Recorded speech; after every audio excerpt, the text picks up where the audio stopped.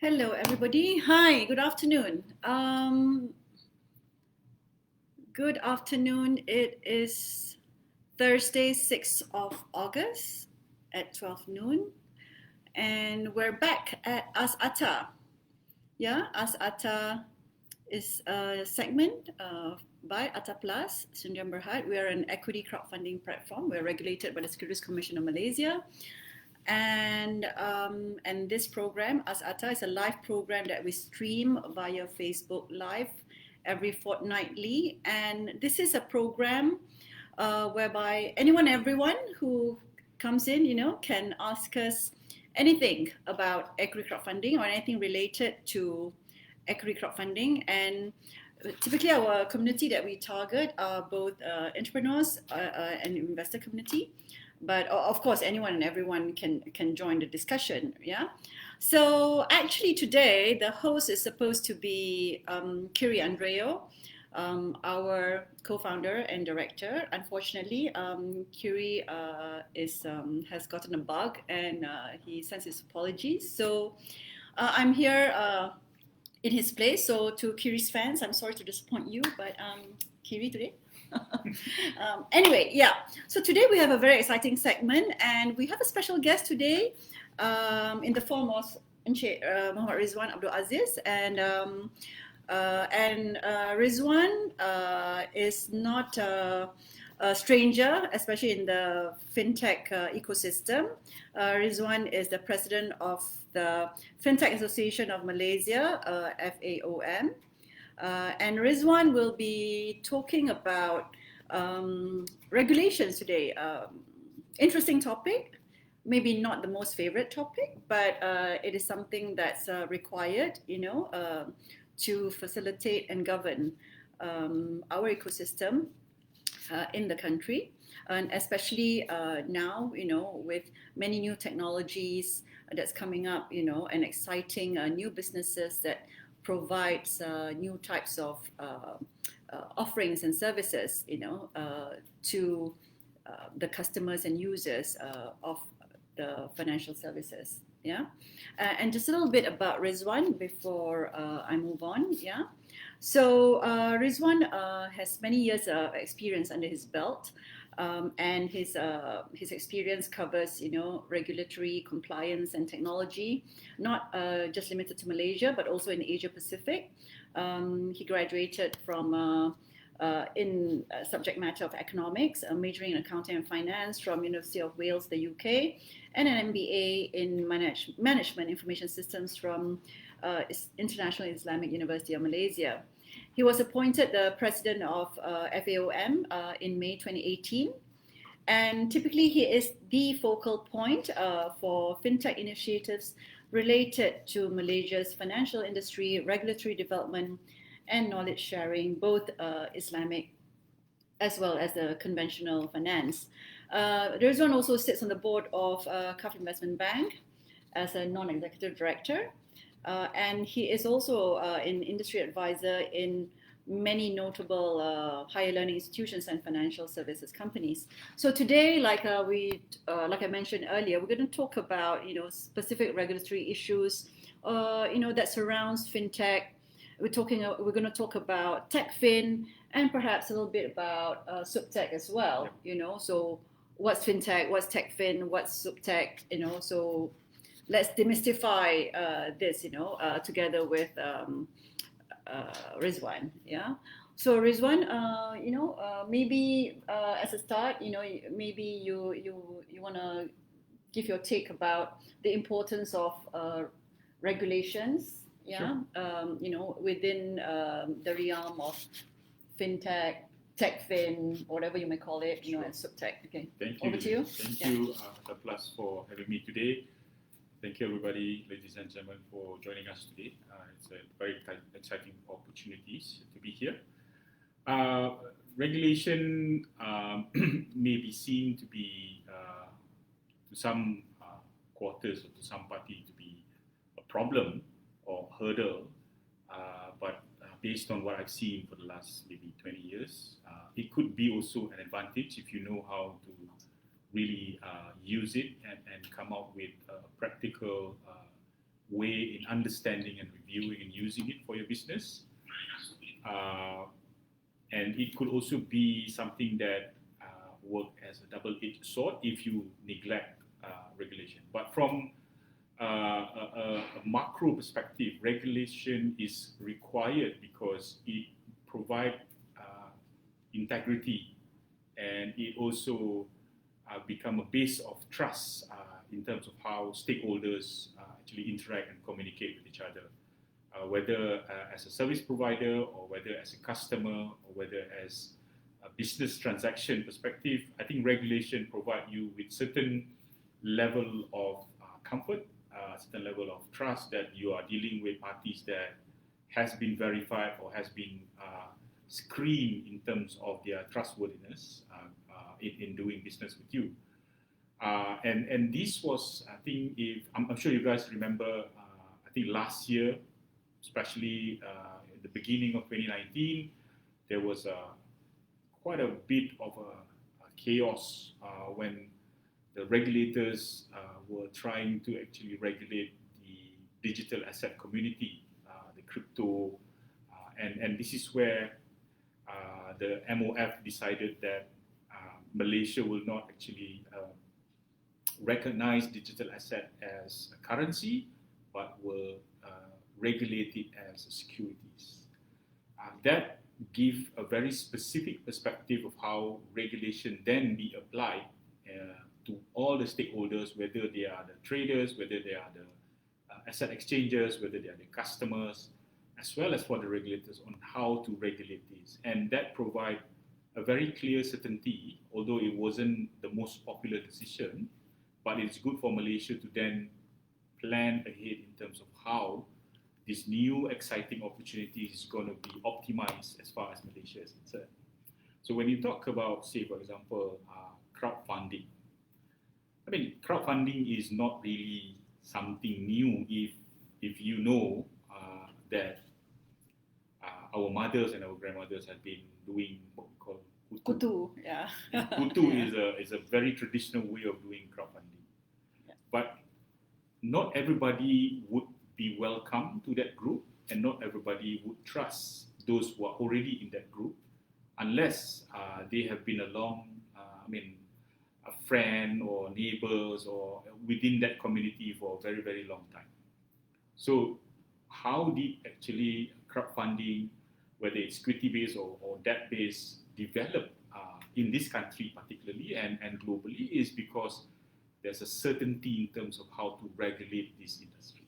And that provide assurance to strangers to believe certain platforms like Atta Plus that this is a trustworthy people and businesses that they can deal with, and it's not a fly-by-night kind of business, and they can put their money in and invest and give them the opportunity to earn extra income and investment. And this is why one good aspect about regulation is to give that safe, the safeguard, the integrity and the trust, so that you can deal and quickly grab the opportunity for you to invest or to look for new ventures that you are interested in. So that's one aspect about regulation that you need to understand and how it benefits you. But when you talk about the regulation itself, this is where the evolution of regulation in terms of whether you need some regulation. So in my previous life, I was a regulator before. I was with the Securities Commission. And this is where you need to understand the philosophy behind when a regulation is being created or is about to be established. Regulation or even a law would serve basically three purposes. It allows certain parties or stakeholders to be authorized. This is where the licensing part comes in. Then it also allows the regulator to supervise and monitor once they are licensed. And third, it also allows the regulators to also take action if the requirement or the condition are breached. So regulation actually need to have those three pillars for it to be effective, for it to be something of a use for whatever industry that they are in. And I've seen certain regulation that doesn't fulfill that, and this is where you have certain gaps in terms of making sure that the regulation or the laws are effective. So the worry that I have is in terms of whether is it really necessary to have certain regulation. And in the case of, say, for example, crowdfunding, it is very clear that the SC has adopted those three principles. Okay, and it is very clear that it is working because the industry itself is booming and growing very, very rapidly. I think I just want to add on that, Ridzuan. You know, what's interesting is that especially with how, because we work with the Securities Commission very closely as our regulator, and what's great about how SC is managing this sector is that, you know, continuous interaction and also engagement with the regulatees, you know, to ensure that you know, the right kind of framework and regulations is put in place so that it doesn't stifle the growth of the industry, right? Because I think you will find that some maybe outdated regulations or policies or framework tends to stifle the growth of the particular industry specific, especially now with, you know, new technologies being made available, which can actually make the process much more efficient, cost effective, and so on and so forth. Your comments on that? So this is where why just now I also want to add in later when we want to speak about what's the difference between fintech and techfin. It's not just the difference between the definition. Just a minute, I just want to say hello to Karen. Hi, Karen. Nice to see you here. Okay. So it's not just the literal definition between, oh, this is financial technology or this is technology that goes into finance. No, there's a very significant foundational difference between these two, and that's why it is very interesting to see why it has a very strong relationship and impact on how regulation actually needs to be crafted going forward. Like what Elain said just now, the evolution of companies is no longer about brick and mortar, no longer about two-way communication. It's now multi-pronged, it's now borderless, it's now no longer about geographic boundaries. So what happened is, when you talk about financial technology, this is where I'm sure everybody is familiar about financial companies or financial services company venturing and using technology to facilitate and optimize their capabilities to deliver value to their stakeholders, not just to their customers, but to their stakeholders. So this is the main difference now, because it's no longer bilateral, it's multilateral. So there's a lot at stake in terms of whatever decision that they make as a business, because it has multi-impact and potential multi-impact going outwards and as well as inwards.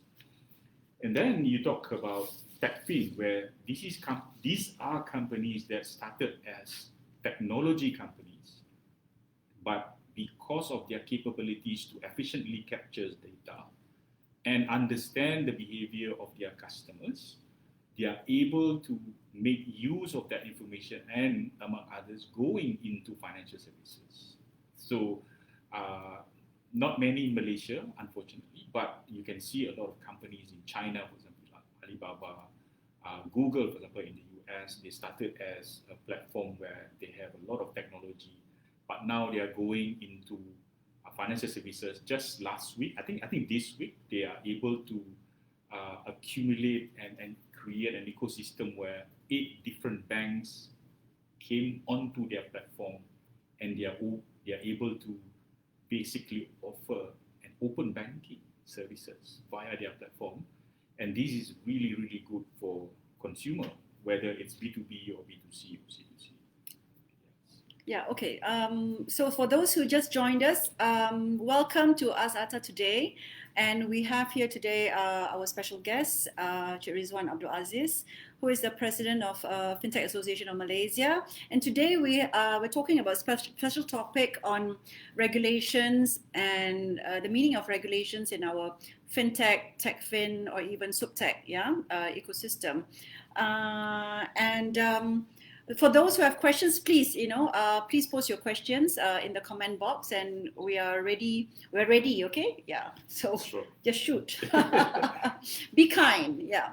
But anyway, interesting that you talked about the Techfin perspective, and I think this is where I think the importance of regulations, because I think whilst Techfin will bring innovation into the ecosystem, but I think if you look at majority of like people who come from the tech side going into financial, they may not understand completely, the compliance requirements that's required, for those ecosystem. And I think, we've seen like in the last couple of months, challenges, especially in the digital banking sector, some scandals and so on, because of they don't take compliance seriously.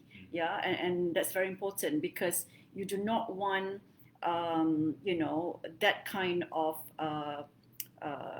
bad apples, impact the fintech or techfin space, whereby people then get worried or scared, to actually use those kind of services. And I think you mentioned it correctly earlier, about the trust, how important that is, So you want to comment about that, Ridzuan? Yeah, that's the thing is, with the emergence of technology and innovation as the key facilitator in terms of the boom in this new way of doing business, there are several things that all of us need to understand. One is there's a need for us to have a different mindset in terms of approaching businesses.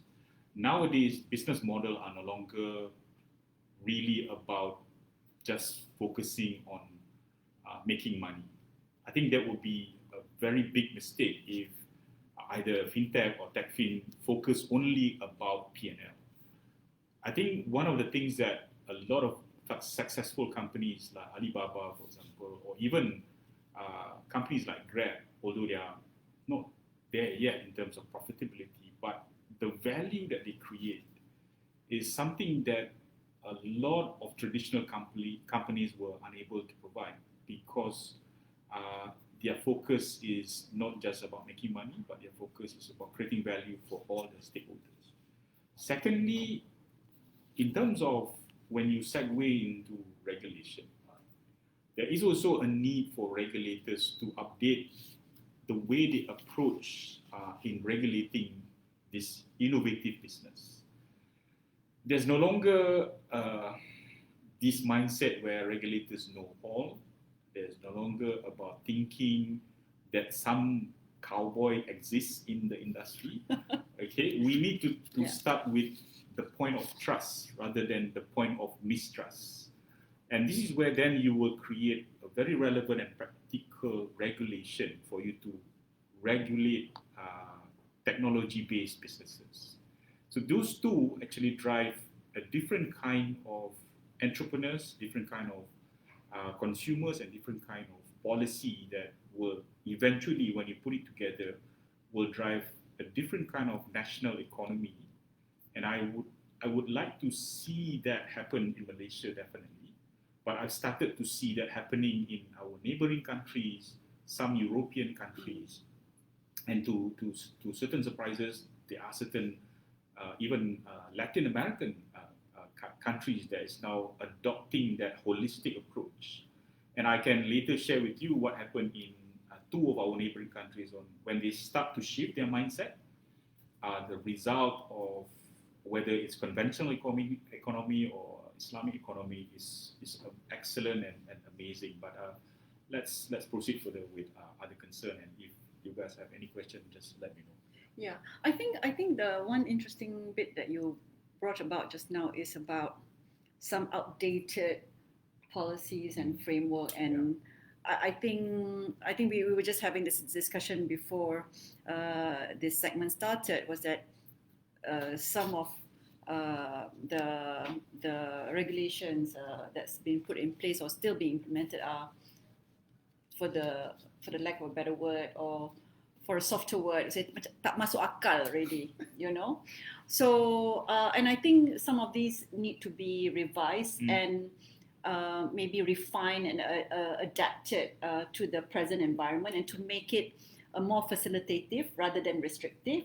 And I think and perhaps even looking at maybe transferring some of these existing policies or regulatory framework into a different bodies altogether, you know, because I think without naming names, there are some overlaps.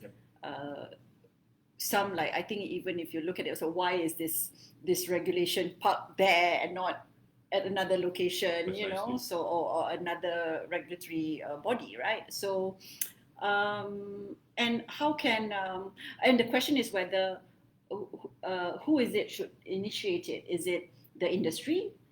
Is it the regulators themselves who should talk to each other? And well, what's your view on that? Well, there's immediately what came to mind, and what I've been advocating is there's an extreme way of doing that, and there's a practical way of doing it. The extreme ways is, of course, you need to look at the reason why this happened is because businesses are now very, very involved in many many verticals, and it becomes very horizontal in terms of their involvement. If you look at Grab, when they started as a ride-hailing, now they go into food delivery, and just last week they started giving microfinancing. Okay, so it covers a different spectrum, different kind of needs. But what you can see now, a lot of platform or super app is providing what I call a lifestyle solution. So in the morning, you pick up Grab, you order food. Once you finish your food, you pick up Grab and you take a ride to your office. And then when you arrive at your office, you remember that you need to pay your credit card, you pay using them as well. And then when you want to have lunch, you pick up again. So your lifestyle is actually solved by that app. So, but if you look at it from a regulatory perspective, when you pick up in the morning, the food delivery is not covered by any financial regulators. Okay, but at the hand of the consumer, there is actually a constant interaction between consumer and the service provider, and there's different regulation in between that govern that services. So if you are a country that's managing that kind of ecosystem and economy, the extreme way of doing in terms of making sure that regulation applies, you want to make sure that certain, as you suggested just now, certain regulation need to be parked under different ministries. But the practical way of doing it is, I saw it in our neighboring countries. They have a coordinating ministries where you don't need to have a structure change, but these coordinating ministries will pick and choose which ministry actually would cover certain aspect that majority of the citizen actually require.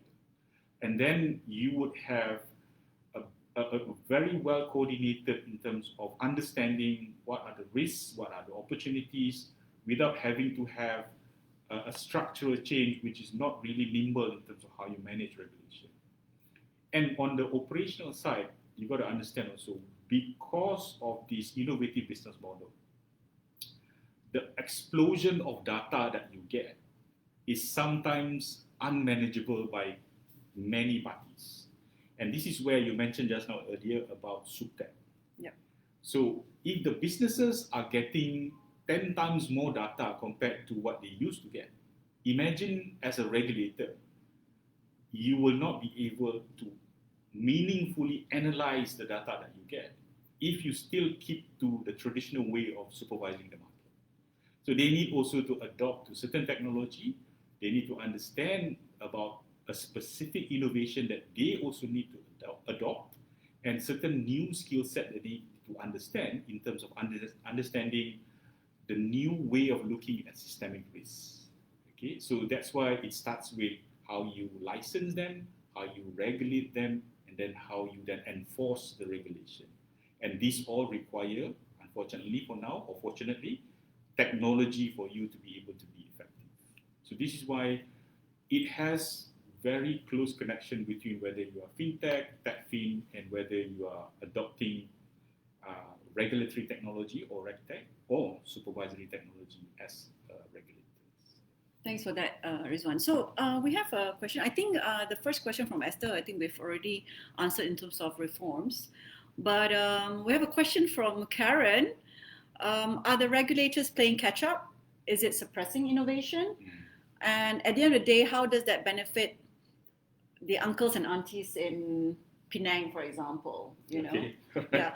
But before you answer that, you know, what's interesting also, I think you mentioned just now was, you know, like for example, in a neighboring country, you have like a coordinating ministry. But I think the question then would be, do we have people in the powers that be who understands this you know this new technology, this ecosystem? So I think before you can, you know, it's the people, you know, the resources, you know, yeah. So I mean, so we can take it later, but maybe you wanna just address a question from Karen. Okay. Yeah. Do you want me to address Esther's question as well? Yeah, but I think you did mention about reform. But okay, all right. Yeah. Okay, yeah, I did mention about the reform and incentive to restore constitution. Yeah. So, question from Karen about playing catch up. I mean, whether it was 10 years ago or whether it is now, regulators will always have to understand what the industry is doing. It's not a matter about the regulators are playing catch up, but industry is always faster than the regulation. Okay, so what you need to understand is, you also mentioned the right word earlier about the communication between the industry and the regulators. Yeah, because if the mindset of all these stakeholders are looking at each other as stakeholders in a bigger pond of ecosystem and how to actually serve the best interest for Malaysia, I don't think there will be any levels or hierarchy between whether you are regulators or whether you are the licensees or whether you are supporting vendors, because everybody has a specific role to play in the entire ecosystem. So it is good if we can see each other eye to eye at an equal level, and this is where the communication will be much more effective. And always, regulation is all about protecting the weakest link in the society. So if you're talking about uncle and aunties in Penang, regulation are supposed to cover what could go wrong with the man on the street, not to say what could go wrong with the biggest bank in the country. Okay, that's not how regulation should be crafted. It should be crafted about taking care of the weakest link in the society, and once you took care of that, then it is easier for you to take care of the more affluent, the more well-to-do stakeholders in the ecosystem.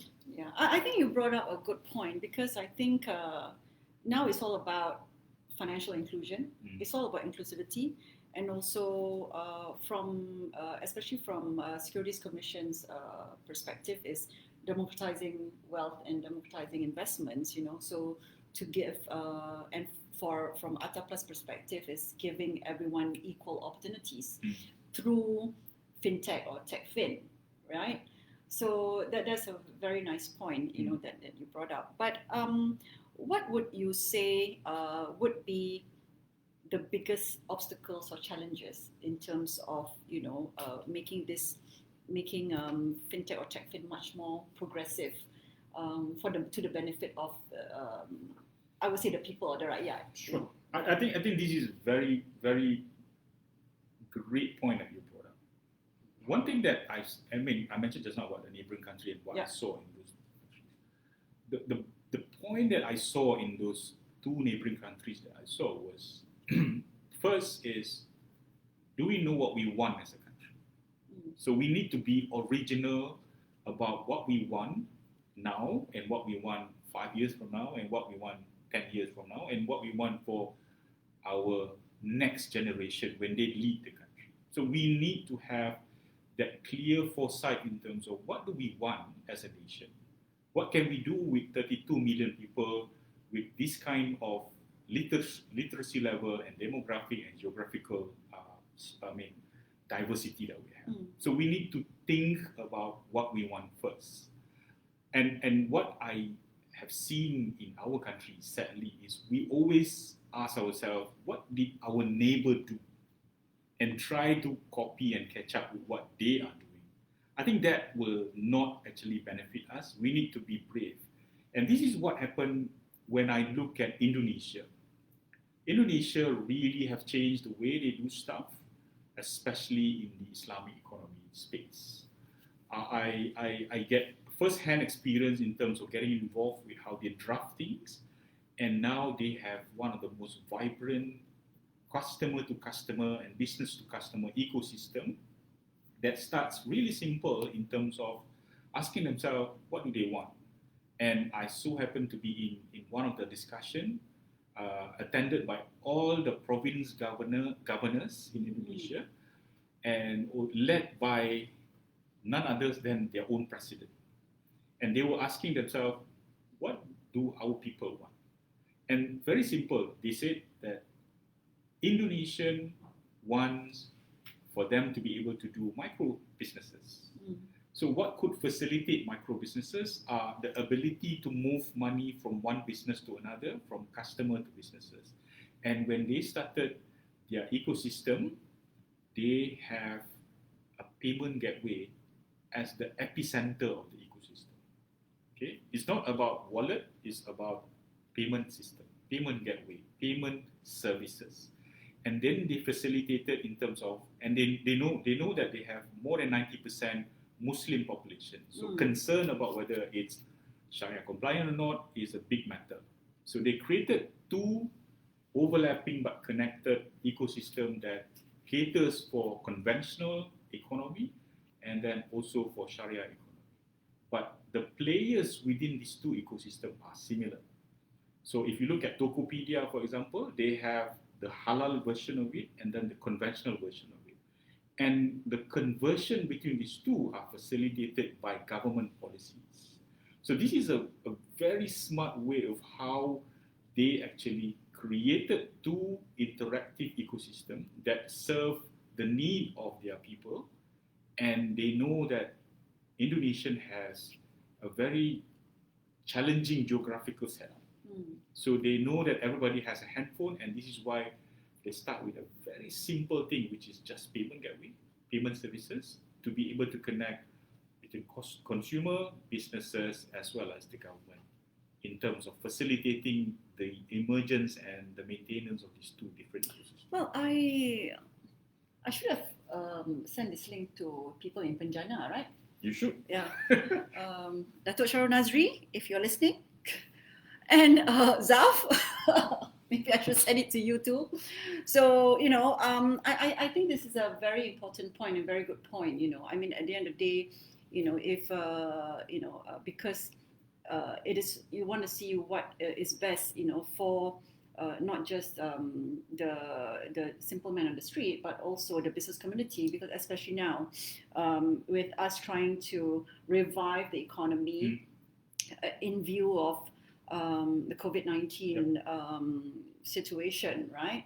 So I think, we need to look at how Fintech and Techfin and even Subtech, can accelerate or even be the conduit of, delivering some of these programs and facilitate the revival or, to help especially the SMIs.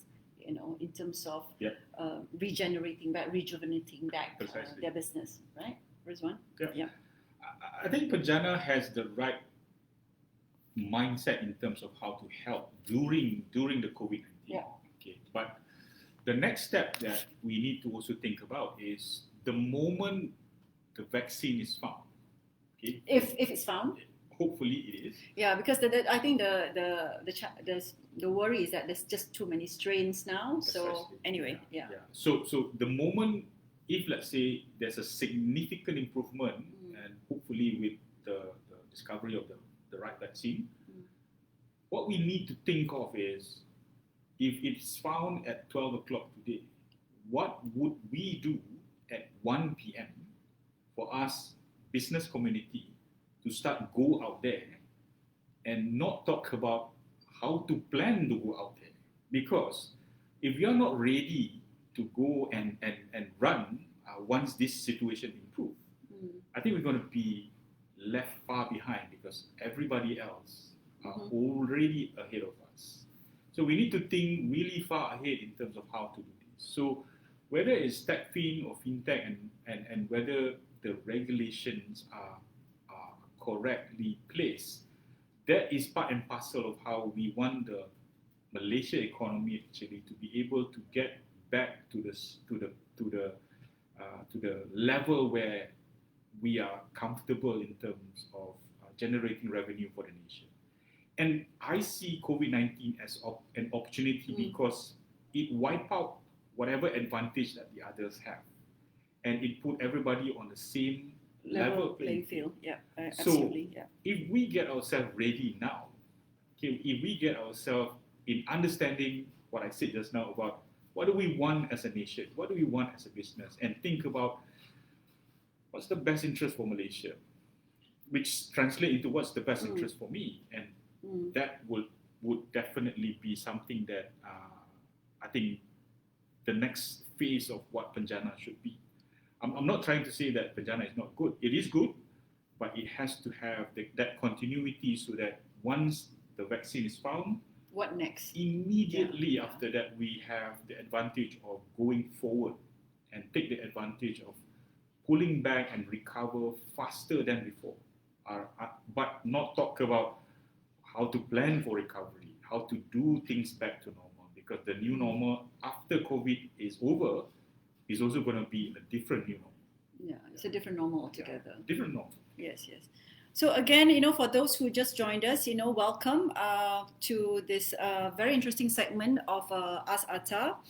Today we have Ridzuan Abdul Aziz, President of the Fintech Association of Malaysia. Very privileged. Thank you for joining us, Ridzuan. And we are talking about regulations, subject of regulations, not a favorite subject of everybody, but it's very important, to actually, govern and facilitate and protect everyone's interest in the ecosystem, and also to ensure that, the trust is there, when using the specific products and services of fintech or techfin players in the market, So in terms of, the type of companies that you see, how do you see that in the Malaysian context? Do we see enough innovation, you think, that's sprouting out from Malaysia in the startup scene? This is just a little bit off, but talking about mainly from, I suppose, the supply side of services, rather than the regulation, but yeah. How do you see that coming along, in your view? Yeah, so this is going back to, as a nation, what do we want? Because, okay, the other example that I want to bring is, I'm not saying that I've been to Tel Aviv or Israel, okay? But in Tel Aviv, for every kilometer square, there will be at least 200 innovative companies in that kilometer square. So Tel Aviv actually is a very innovative place, and Israel is actually a very developed nation. Okay, I know that not everybody will agree for whatever reason, but as far as innovation is concerned, I've seen it, I've interacted with many of them, and it goes back down to what do you want as a country, and then that will define in terms of what kind of vertical do we need to develop. So back to our country is, based on what we've seen in the Fintech Association, we noticed that about 40% of the innovation in Malaysia and innovative business model are related to payment services. And now that actually is quite saturated because everybody wants to go to that space. But what's lacking is one noticeable area is though we are number one in Islamic finance in the world, we are lacking innovation in Sharia compliance fintech. Yes. That's one. Yeah, and that's quite glaring actually. Exactly. Secondly, Malaysia fintech scene is more about using the technology rather than deep diving into developing the technology itself. So you can see a lot of companies are copying what has been done somewhere else, whether it's in the country or whether it's outside. So there's no real deep innovation about let's start something new. Let's maybe focus on how do we make agro-food as the next big bang as far as Malaysia is concerned.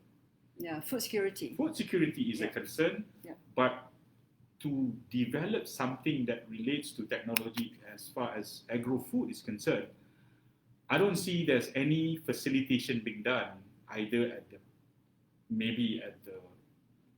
policy level or even at the industry level, because there's no clear purpose of whether that could be facilitated going forward. Okay, so these are the example of how things need to be set as a tone at the very highest level in terms of what does the country need, and then we need to then and thirdly, I saw a lot of firefighting kind of innovation.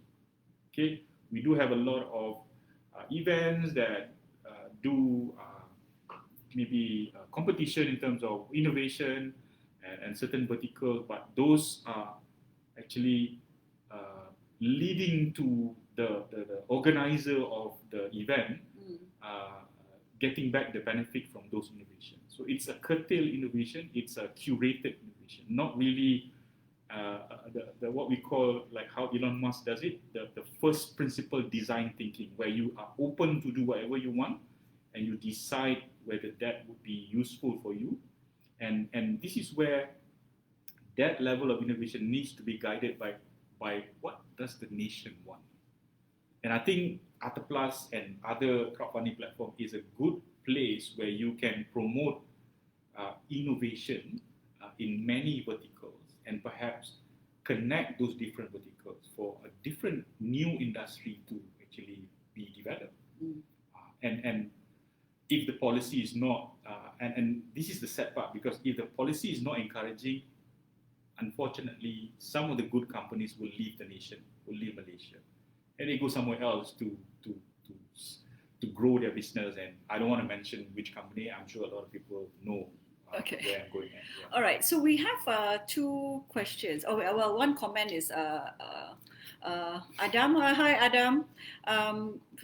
Adam said, we want open banking. I know. Okay, so one comment on that, just hold that thought. And I have another comment from my watch party that says, the problem of us to develop technology is a small population base as compared to Indonesia, Thailand, Korea, etc., where their population are triple or 4 times as ours. So your comments, Ridzuan. Okay. Yeah. Yes, Malaysia have 32 million people, but there is a different perspective about how Malaysia actually can extract value by just having 32 million people. If you talk about numbers, how many times Malaysia is bigger than Singapore?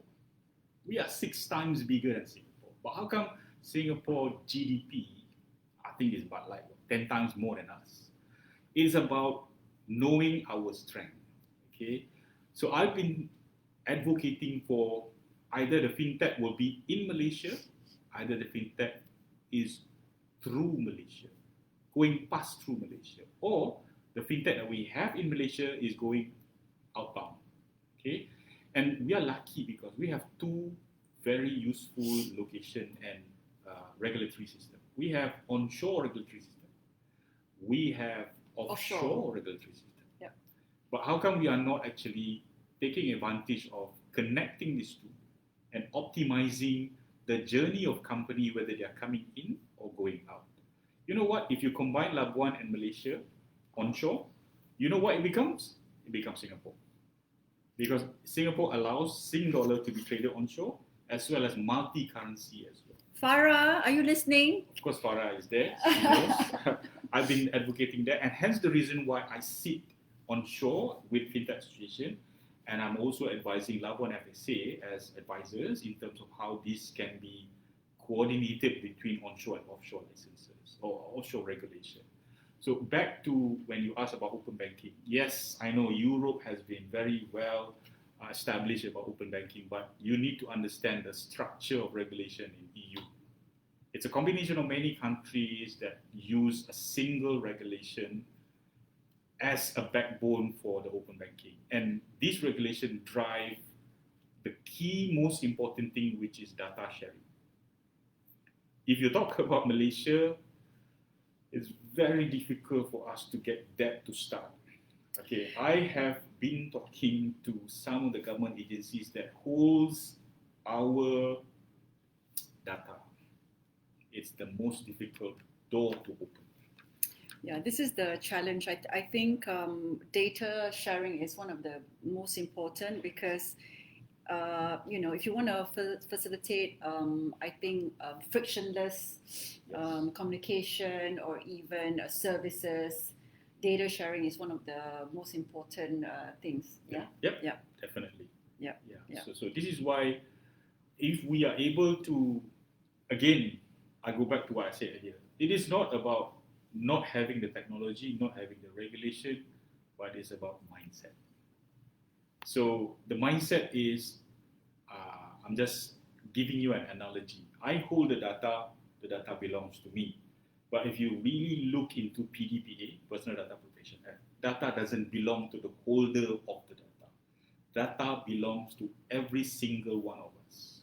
We are actually the data owner, individual. And the holder of the data, whether it's a private institution or whether it's a government agency, is not actually having an absolute control as long as we do actually give consent for the data to be used. So this is where literacy about our rights is important. And if I was challenged before about, what about banking secrecy? Again, look into the detail of how banking secrecy works. Okay? Don't talk about the previous mafia, talk about the current FSA and IFSA.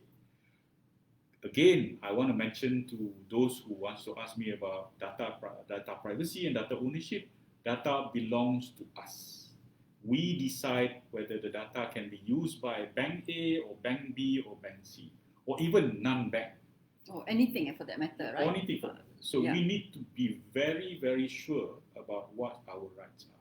And this is why I have been talking also to PayNet in terms of how they can become the key facilitator in terms of managing financial data and personal data of bank customers and non-bank customer that's involved in financial services.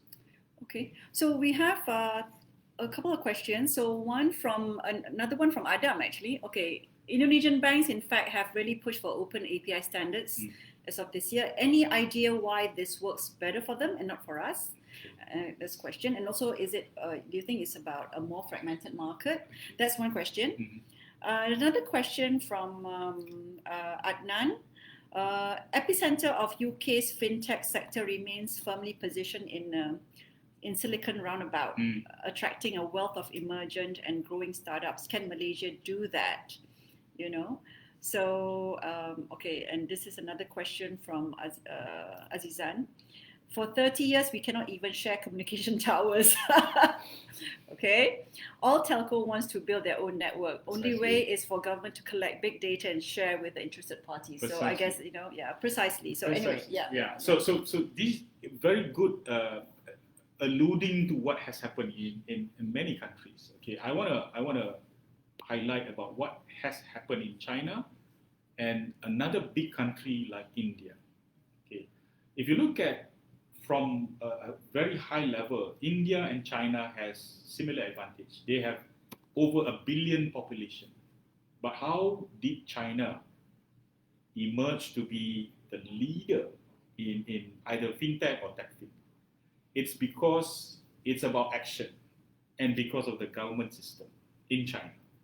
Okay, China, as you know, is a communist-based country, and the government decide what to do, what they want to do, and this is where, again, back to what I said earlier in terms of what the nation wants to do. And in China, that's very easy to determine, because if the country leadership says, go to A, there's no question about going to A by all 1/billion people in China. Everybody will go there, whether they like it or not. But similar instruction, if you give it in India, everybody will start with question, because India is the largest democracy in the world. Democracy means everybody have a say. So rather than start with action, everybody will start questioning that instruction and ask, why should we go there? What do we get there? And that's why a lot of things doesn't happen in that country. I'm not saying that India is not a great country. It is a superb country, but just a comparison between what happened in China and what happened in India. No offense against India, because I think they are a superb country. So if you take those two back to Malaysia, we are actually very fortunate, because we could drive that, but we need a very strong political will to do that. And COVID-19 has proven that when the government says that you must stay at home for your safety and for your sake, in terms of this is a life and death situation, you can see that Malaysia performs as one of the best countries in managing COVID. Okay, because everybody agreed on the importance of staying alive. So if we can bring the same analogy to business, and we say that if you want to survive as a business, either it's technology driven or not, and this is, again, I said, as an opportunity. So you actually could drive majority of Malaysian to take advantage in terms of how we can utilize the 32 million people that we have. And what do we want to do? I suggest is we should actually provide services to fintech companies, whether they are big or small, in terms of making Malaysia as an operation center for them. Because Malaysia is an affordable country, we have enough talent, we have highly educated people, and we have government that's hungry for FDI. Okay, so that policy should continue, but should be focused on attracting more big type of fintech and techfin to come to Malaysia and facilitate them to have their middle office and back office to be based in Malaysia. So I think that would differentiate us compared to Singapore, because Singapore always want to go into how they want those companies to have their regional HQ. We don't want to copy that. What we want to do is to supplement that. So let us run the operational middle office and back office, supplement with the HQ, which is based in Singapore, and that would, if I'm say for example, an owner of a global company, I would do that because I could run cheaply in Malaysia. I could then have the front office in Singapore. So my revenue is in Sing dollar or US dollar, but my operational cost is in ringgit. Immediately my margin is big. And that, have a listen. They know that. Yeah. Okay. I can. Emphasize it again. I'm meeting Serena over the weekend, so I can have a chat with her again on that. Yeah. And again, thank you for joining us, people. We have 10 minutes left, and today's segment of Ask Atta. Yeah, and we have Ridzuan Abdul Aziz, President of Fintech Association of Malaysia. Any more burning questions? We've got 10 more minutes. And Ridzuan, I think it's been a very, very nice discussion so far. Now, I think moving forward, how do you think, where do you think, where, in terms of the regulators' perspective, where, I think, in your view, what would you like to see coming out from the regulators, in terms of, stimulating this, facilitating this better, and I think the two main regulators for fintech is really Securities Commission and Bank Negara Malaysia.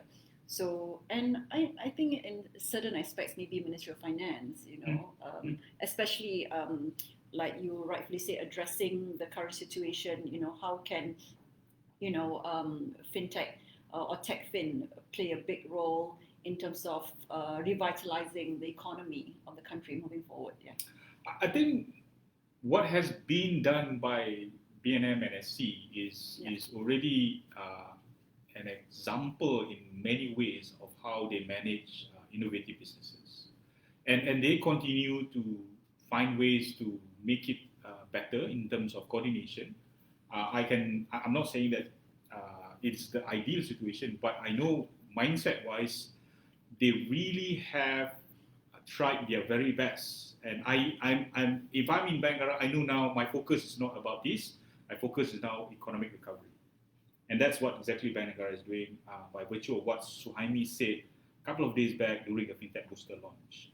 Okay, but as I said, yes, the economic recovery is one, but now how do we get ourselves at the starting block ready to sprint once this is over or well under control, not even when the vaccine is found. So it is not just about SC and Bank Negara, it's about coordination among the ministries. That's really vital because I saw that happen in Indonesia, I saw that happen in Singapore, and that's really crucial in terms of making sure that all the stakeholders are able to get advantage and work as a unified ecosystem. Oh, what are the key ministries, I think, in your mind? Okay, the key ministries, depending on if I'm running the country. Somebody has just said, vote Ridzuan as Minister of Fintech. if I'm running the country, I would focus on, because we are good in Islamic finance. I'm not saying that Jabatan Agama Islam, no, that's not the one. I would definitely put that as a big agenda in our economic portfolio.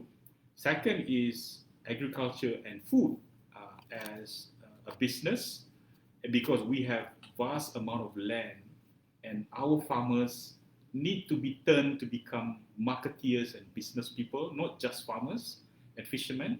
And third is talking about nurturing young people, especially at the age of 10 to 11, to understand about the entire end-to-end supply-demand chain, so that when they grow up, it is not about just being an employee. Because if you are an employee, you are just benefiting yourself.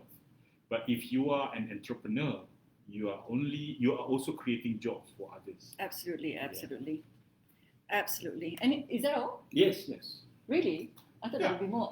No, because we need to start somewhere, and that's where that coordination needs to be focused on a few simple things that we already have. So you're talking about education, agriculture, Ministry of Entrepreneurship Development,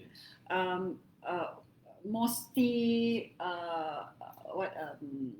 Ministry of Communication and ministries. So the key is to have the Economic Activities Ministry, which is agriculture, technology, economy, to work together.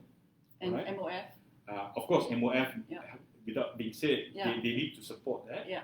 And then the enablers will be the communication, because people need to know what's going on. Yeah. And the most, I think, one of the Achilles heel that Malaysia has is we are not good storytellers like Singapore. If you look at what Singapore is doing, they are what we call penglipur lara. They can tell good stories. And what they did with, for example, do you see any durian trees in Singapore?